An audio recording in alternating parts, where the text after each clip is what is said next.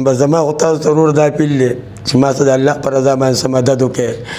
کډه مې جیبار په بیابان باندې پرته ده او دا ماشوم زوی را سره یو ځای یم، بس ګرځو په پردې حجره کې یا سړک د پاسه یا چېرته چمن ممن کې پرېوځو.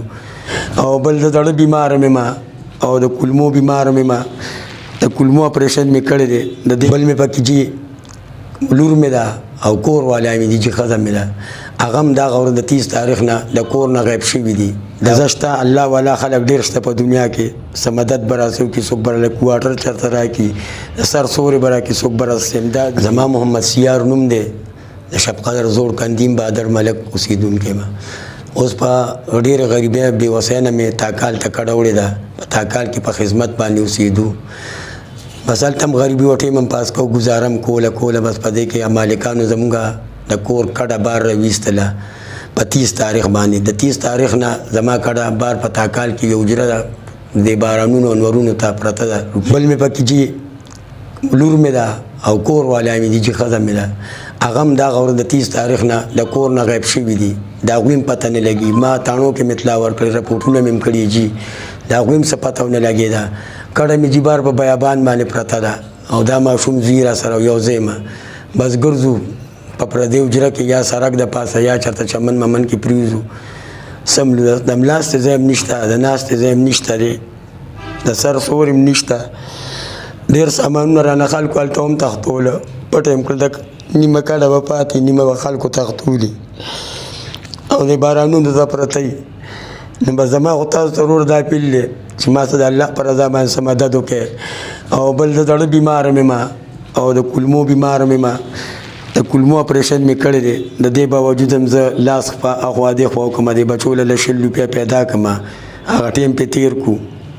او د زړه بیماري مې هم د 2000 روپۍ هارټ اټیک شوی دی او ډېر مجبور یم. د ډېرې مجبورۍ نه زه د میډیا له دلته رالم. زه شته الله والا خلک ډېر شته په دنیا کې، څه مدد به راسي وکړي، څوک به کوارټر چېرته راکړي، د سر سورې به راکړي، څوک به راسي امداد وکړي. او دا امداد به هم راسه څوک وکړي. دا ماشومه لور مې د کور والا مې دي، که دا مدد یې راسه وکړه، دا پیدا شو، دا ما لپاره ډېره غټه خبره وي، ځکه چې نه مې ور شته، نه مې در شته، نه مې کور شته، نه ښه شته، نه بد شته دی. یو سړی ستړي ستومانه وي، لاړ شي ویده کور به دمه وکړم. مونږ پلار او زوی ټول او زه ګرځو وی ابو چېرته لاړ، زه ته یم زویه چېرته به لاړ، زمونږ څه دي، زمونږ خو کور مور نشته چې مونږ کور ته لاړ شو. ما چېرته سړک په غاړه یو ځای کې چېرته پارک مارک کې هلته سملو دمه وکړو. نه هم د روټۍ وس لګي، د یو شي درد رقم نه لګي روپۍ که څوک نه مني.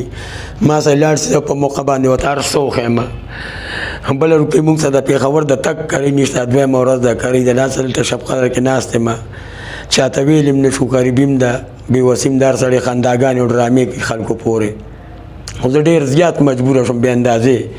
او زه دې وروڼو له رالم، نو به دې وروڼو له د اواز اوچت کړه چې یو زما ماشومه لور د کور والا دي، دا بېدرکه دي چې دا ماته میلو شي، او بل ماته چېرته د سر سورې میلو شي چې دا کډه واړم او هغې کې کېږدم. او بس باقي رزق الله ورکوي. نور ستاسو ډېر غریبانان روپۍ نور هېڅ درد رقم هم نه لګي. باقي خودکشۍ ته تیار شوي مونږ چې خودکشي وکړو، ځکه چې مونږ پلار او زوی نور هېڅ هم نشته دی. نن 14مه 15مه ورځ ده په دې کپړو کې مونږ وخت تېروو. داسې مې دا زوی هم دی، دا وګوره شیان هم براوته، د دې کپړو ته وګوره، زما حالات ته وګوره چې 15 ورځې شو په دې وړي کې دا سخاخ خولي او هر څه نه هم پکې شته، نه هېڅ هم د الله په دغه کې هم چې هېڅ هم نشته دی.